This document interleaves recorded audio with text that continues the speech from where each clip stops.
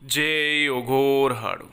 मेरे जितने भी साधक साधिकाएँ भाई बहन हैं उन सबको मेरी तरफ से प्रणाम स्वीकारो। मैं साईदास फिर से आप सबके सामने हाजिर हुआ हूँ कुछ बातें कुछ जानकारियों के साथ। जैसे कि पिछले वीडियो में हमने वार्तालाप किए थे पेशच वीर तंत्रिक सट्टा साधना। दोबारा सुन लीजिए, पेशच वीर तंत्रोक्त सट्टा साधना के बारे में हमने विस्तृत विवरण दिए थे। मंत्र के अलावा काफ़ी लोगों ने इसके ऊपर आग्रह जताया है, इच्छा जताया है, क्योंकि अभी कोरोना की दौर चल रहा था। लॉकडाउन की वजह से बहुत सारे लोगों की नौकरी छीन चुका है। बहुत सारे लोग काम धंधा जो है बंद पड़ा हुआ था, जिसकी वजह से वो पूरी तरीके से कर्जे में डूबे हुए हैं। जब काम ही नहीं चलेगा तो पैसा कहाँ से आएगा, और जब पैसा ही नहीं रहेगा तो कर्ज चुकाने के लिए पैसा कैसे देंगे। तो ऐसे सब चीज़ों से लोगों ने मुझे बहुत सारी चीज़ों की मांग करी थी। उनमें से ज़्यादा मांग जो हुई थी सट्टा साधना के ऊपर, उसके ऊपर मैंने एक वीडियो भी बनाया था। जो पिछले वीडियो को जिन लोगों ने नहीं देखे कृपया उसे देख लीजिए। पेशच वीर सट्टा तंत्रोक्त सट्टा साधना था। वहाँ पेशच वीर की साधना नहीं दिया गया है, वहाँ दिया गया है पेशच वीर तंत्रोक्त सट्टा साधना। जिससे क्या है, पेशच वीर सिद्धि होने के बाद आपको सट्टे का नंबर, लॉटरी का नंबर, ये भारत का हो या विदेश का हो, किसी भी देश का हो, वो बता देगा। तो उसी संबंधित बहुत सारे लोगों ने बहुत सारे सवाल किए। उनमें से कुछ सवाल का जवाब आज मैं वीडियो में चर्चा करूंगा, ताकि जिन लोगों ने सवाल पूछे थे उनको भी समझ में आ सके। और ये वीडियो के द्वारा आप सबसे बोलने का मकसद यही है कि जिन लोगों ने सवाल नहीं पूछे थे, उनके अंदर सवाल चल रहा था, उनको भी ये जानकारी मिल जाएगा।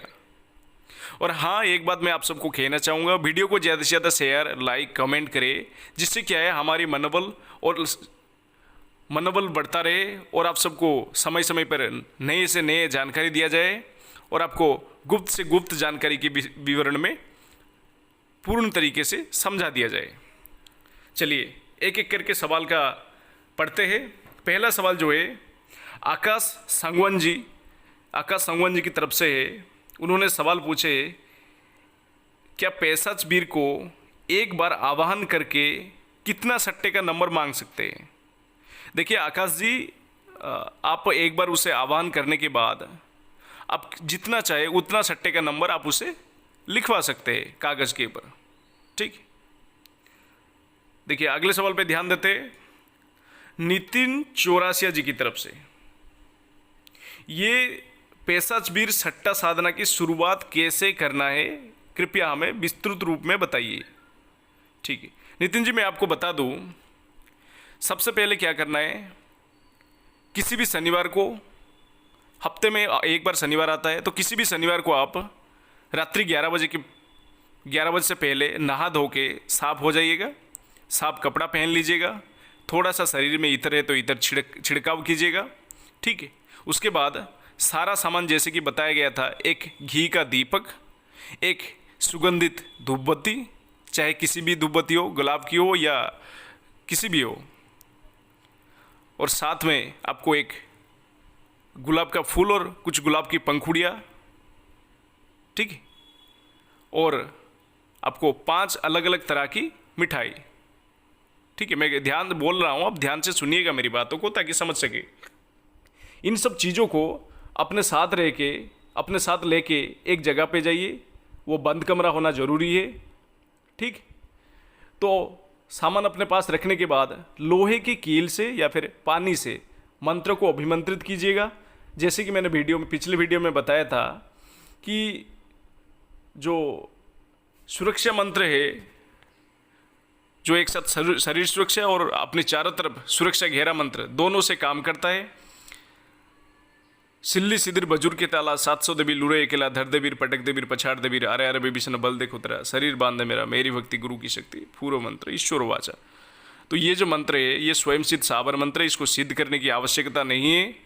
तो आप इस मंत्रों के जरिए लोहे की कील को या पानी को अभिमंत्रित करिए, और अभिमंत्रित इस तरीके से करते हैं, मंत्रों को एक बार पढ़िए और एक बार पानी में या लोहे के चाकू के ऊपर फूंक मारिए। ऐसा 11 बार करिए या 7 बार करिए, जैसे आपको ठीक लगे।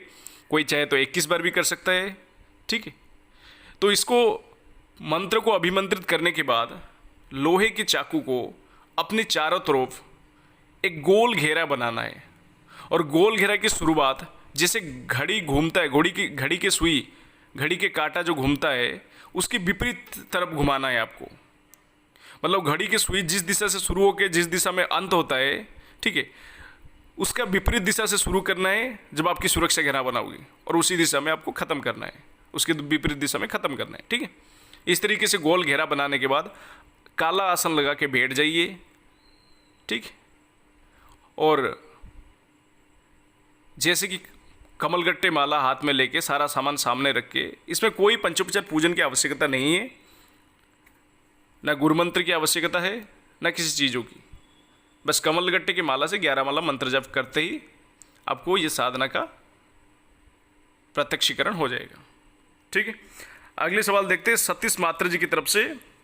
क्या ये पेशाचबीर सट्टा साधना से हम भूत, वर्तमान और भविष्य काल के बारे में जानकारी ले सकते हैं? जी हाँ, बेझिझक ले सकते हैं। जिस शक्ति का तीनों काल की गति है वो आपको आसानी से तीनों काल के बारे में बता सकता है। ठीक, अगले सवाल है रमेश सोनी जी की तरफ से। उन्होंने सवाल किए है, पेशाचबीर सट्टा साधना से हमें या हमारी परिवार को किसी भी तरीके का नुकसान नहीं होगा, ये आप बताइए। देखिए रमेश जी, ये इसीलिए कहा जाता है किसी भी शक्ति को सिद्ध करने के बाद उससे वचन लेना आवश्यकता होता है। और ये साधना में भी मैं पिछले वीडियो में मैंने भी कहा था कि आप इस शक्ति से भी वचन ले लीजिए, जिससे आगे आपको किसी भी तरीके का नुकसान ना हो। और एक बार वचन देने के बाद कोई भी शक्ति, किसी भी तरीके का शक्ति जो है बन जाते हैं वचनों के जरिए, वो किसी का भी हानि नहीं पहुंचाते। तो आपको वचनों में तीसरा वचन ये मांगना है, आप कभी भी मेरे या मेरे परिवार के या मेरे चाहने वालों के मेरे बिना अनुमति के आप नुकसान या उनको किसी भी तरीके की क्षति नहीं करेंगे। ये तीसरा वचन होता है। पहला वचन ये होता है कि मैं जब भी आह्वान करूँ, जैसे भी आह्वान करूँ, जिस जगह आह्वान करूँ, आपको आना है। ठीक, दूसरा वचन है मैं जो भी जैसे भी तरीके के काम बोलूँ आपको करना है। तीसरा वचन तो अभी पहले ही बता दिया मैंने। ठीक, अगले सवाल देखते हैं दिनेश पानीग्राही जी भुवनेश्वर से। उनका सवाल है, ये पेशाचबीर सट्टा साधना में अनुभव कैसा होता है? अच्छे सवाल पूछे। ये पेशाचबीर सट्टा साधना में आपको 11 माला जाप करना है, पैशाचिक कमलगट्टे की माला से 11 माला जाप करना है। और उन 11 माला के बीच में आपको आंख बंद करके जाप करना है। उन 11 माला के बीच में आपका अनुभव ऐसा होगा, कोई जैसे फुसफुसा रहा है, कोई जैसे फुसफुस करके बातें कर रहा है, कम आवाज़ में बातें कर रहा है, ऐसे आवाज़ आएगा आपके आसपास। ठीक, आपको किसी भी तरीके का इसमें डरावने अनुभव नहीं होगा। इस तरीके का आवाज़ कम से कम आपको 11 माला जब तक 2 माला, जब आपकी 2 माला हो जाएगा उसके बाद आपको थोड़ा थोड़ा अनुभव होना शुरू हो जाएगा। जैसे कोई आपके आसपास जैसे कि फुसफुस करके आवाज़ बातें कर रहा है और आपको कोई ये सुनने को मिलेगा कि साधना क्यों कर रहा है, साधना छोड़ दे, ऐसे ऐसे छोटे छोटे आवाज़ में आपको सुनने को मिलेगा। आपको आंखें नहीं खोलना है। जब आपकी 11 माला हो जाए और 11 माला से पहले वो शक्ति आपको पूछेगा कि क्या चाहते हो आप, तो आप फिर भी मत बोलिएगा उससे कुछ। ठीक है, 11 माला जब पूर्ण हो जाएगा तो आप उस शक्ति से अपनी जो पूछेगा, फिर से जब पूछेगा 11 माला पूर्ण होने के बाद, फिर से जब पूछेगा कि आप क्या चाहते हैं, तो आप उन्हें बताइएगा कि हे मित्र, आप मुझे 3 वचन दीजिए, उसके बाद मैं अपनी काम के बारे में बात करूंगा। तो वो 3 वचन क्या है मैंने पीछे अभी बता दिया। वो 3 वचन आप ले लीजिए, उसके बाद दूसरे रात से आप काम चालू करवा सकते हैं। और इसमें कोई डरावना अनुभव नहीं होगा या फिर कोई मारपीट या कुछ ऐसे नहीं है। देखते हैं अगले सवाल जो है संदीप गोयल जी की तरफ से। उन्होंने लिखे, ये पेशाचबीर सट्टा साधना में वीर किस तरीके से प्रत्यक्षीकरण होगा? देखिए, ये पेशाचबीर सट्टा साधना में वीर आपके सामने एक परछाई की तरीके से आपके सामने प्रत्यक्षीकरण होगा। आपको एक परछाई की तरीके से आपको दिखाई देगा। जैसे आपको लगेगा एक जो घी का दिया जल रहा है बंद कमरे में, अंधेरे कमरे में साधना करते वक्त, दिए के सामने कोई एक परछाई खड़ा है और आपसे धीरे स्वर में बोल रहा है कि आपको क्या चाहिए। ठीक है, ये परछाई रूप में प्रत्यक्षीकरण होगा। देखिए अगले सवाल देखते हैं सन्नी शर्मा जी की तरफ से। पेशाचबीर को भोग में क्या क्या देना है? देखिए सन्नी शर्मा जी, पेशाचबीर को भोग में 5 अलग अलग तरह का मिठाई देना है, जैसे बूंदी लड्डू हो गया, जैसे पेड़ा हो गया, जैसे और कोई ऐसे 5 तरह के अलग अलग तरह के मिठाई देना है, ठीक। और वो बाज़ार से भी आप लेके दे सकते हैं या खुद बना सकते हैं, जैसे आपको ठीक लगे।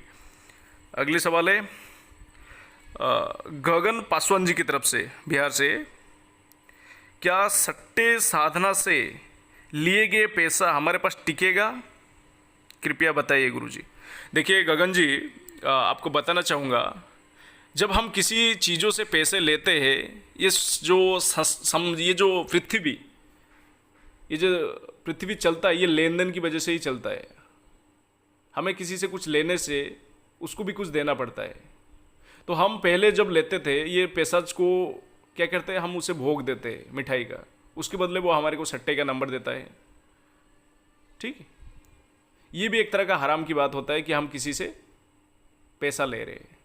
तो आप क्या करिएगा, वो पैसा तो आपके पास टिकेगा, ऐसा नहीं है कि नहीं टिकेगा, पैसा पूरी तरीके से टिकेगा जब तक आप रहेगी तब तक, ठीक है। तो उस पैसों से, जितना पैसा रोज आप कमा रहे हो सट्टे की नंबर से या लॉटरी के नंबर से, उस पैसे का 10वां हिस्सा क्या करिएगा, गरीबों में दान दे दिए। जैसे कि आपने 1 लाख रुपए आज कमाए हैं, तो उस 1 लाख रुपये के 10वां हिस्सा यानी 10,000 रुपये किसी भिखारी को, गरीबों को खाने में दे दिया, खाना खरीद के दे दिया, या फिर उनको पैसा दे दिया। ऐसे करिएगा तो आपको वो हराम की नहीं होगा, आपकी वो पाक चीज़ों में गिनती किया जाएगा, अच्छे चीज़ों में, अच्छे पुण्य कार्य में गिनती किया जाएगा, ठीक। बाकी सवाल जो है वो मैं पहले से ही पिछले वीडियो में दे चुका हूं, तो वो सवाल को मैं यहाँ नहीं बताऊंगा। और मैं ये कहूँगा, जो 7 शिष्य ने इस साधना को सिद्ध किया था, वो अगर इस वीडियो को देख रहे हैं, वो नीचे कमेंट करे और बताइए कि उन्होंने सिद्धि कब किए थे और कैसे किए थे, ताकि बाकी सब लोगों को भी पता चल सके कि साधनाएं होते और सिद्धि भी होते, और ज़रूरत पड़ने पे उनके साथ चार्ट किया गया या फिर वीडियो रिकॉर्डिंग करके मैं प्रूफ भी डालूंगा, अगर मांग ज़्यादा हुआ तो, ठीक। जय ओवराल।